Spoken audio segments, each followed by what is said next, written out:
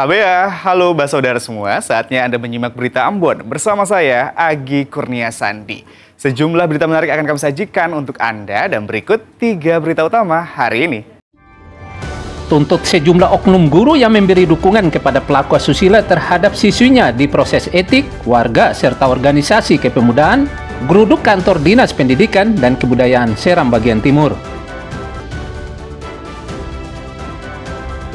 Diterjang puting beliung, sejumlah rumah warga dan puskesmas di Ternate rusak parah.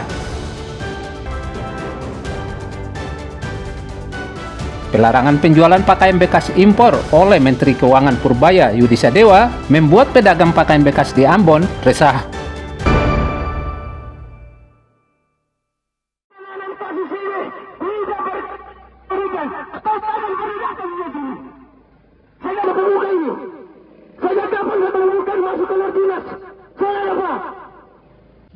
Kasus ruda paksa yang melibatkan seorang guru agama SMP di Seram bagian Timur terus mendapat sorotan.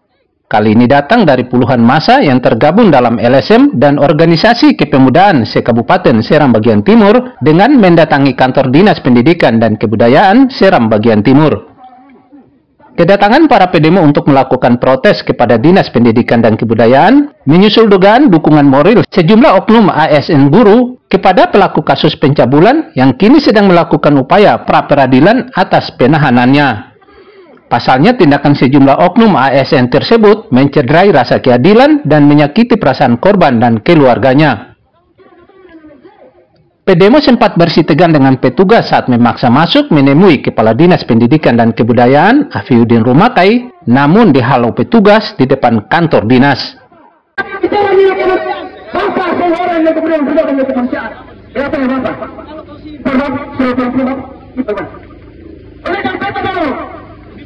Bahkan pedemo juga sempat membakar ban bekas di depan kantor Dikbud Seram bagian Timur, namun dipadamkan petugas.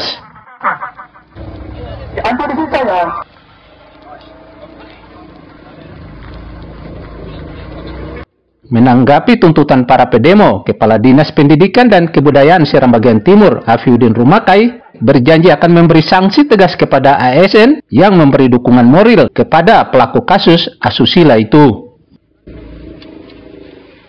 Kita secara pribadi maupun institusi sudah lantang menikmati itu, karena mendahului informasi dan sudah ada bahwa seolah-olah ada dukungan moral dari pihak sekolah kepada pelaku. Juga tidak boleh karena, tapi insya Allah apa yang ada beta sudah lakukan dan insya Allah nanti kita lihat lagi, kan? Kalau masih ada tanda-tanda itu kan pasti, berarti dong belum dengar. Sebelumnya, seorang guru SMP di Kabupaten Seram bagian Timur berinisial JU dilaporkan ke Polres setempat atas dugaan pencabulan terhadap siswinya sendiri. Kejadian ini terjadi di dalam ruang kelas saat suasana sepi. Peristiwa pilu ini terbongkar setelah ibu kandung melihat perubahan sikap putrinya yang terlihat murung dan ketakutan. Perbuatan sang guru itu kemudian dilaporkan oleh ibu kandung korban ke polisi. Babang Sohilau dan Juhri Samaneri melaporkan dari Seram bagian Timur.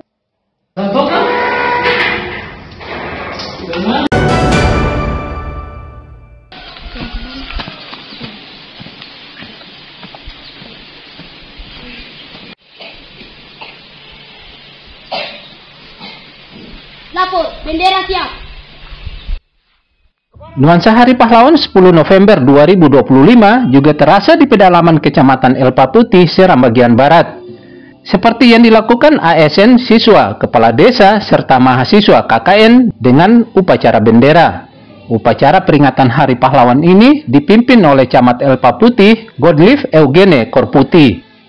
Meski berlangsung sederhana, upacara peringatan 10 November di halaman Sekolah Dasar Sumit, Pasinaro, sekitar 30 km dari ibu kota Kecamatan Elpa Putih ini berlangsung hikmat.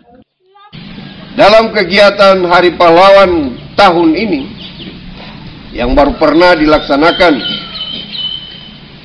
di kecamatan ini dan khusus untuk daerah pegunungan, kita mengambil tempat di lingkungan sekolah SMP Negeri 2 El Paputi dan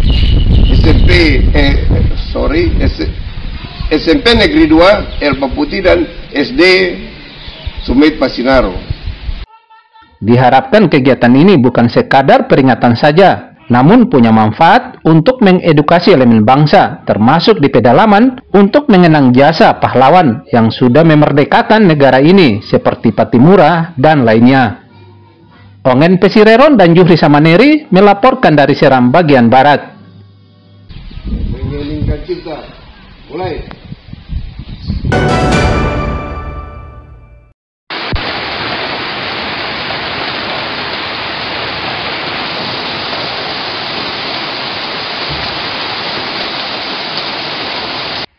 Hujan deras melanda Kabupaten Seram bagian timur mengakibatkan permukiman terendam banjir Selasa dini hari. Sejumlah lokasi terparah dilanda banjir ini adalah Desa Welola dan Desa Limumir, Kecamatan Bula, Kabupaten Seram bagian timur. Selain merendam permukiman, banjir setinggi 30-50 cm juga menerjang jalan raya di kawasan ini. Harapannya kali itu dikasih ke dalam, dikasih lebar, ya kan, supaya penampungan air lebih banyak, supaya masyarakat nggak banjir terus. Daerah sini sering banjir? Oh, tiap apa ini, hujan pasti banjir. Hujan setengah jam saja kapan kepikiran. Selama ini pemerintah datang untuk solusinya ke sini? Mana katong, saya ada yang tanya-tanya katong. Saya ada. Coba bikin got kah? Gimana ini got mana yang ada? Kali juga dangkal. Selain disebabkan curah hujan yang tinggi di kawasan Kabupaten Seram bagian timur, banjir ini juga karena meluapnya selokan dan mampetnya drainase di kawasan ini. Meski tidak sampai mengungsi, namun banjir membuat warga cemas. Babang Sohilau dan Juhri Samaneri melaporkan dari Seram bagian timur.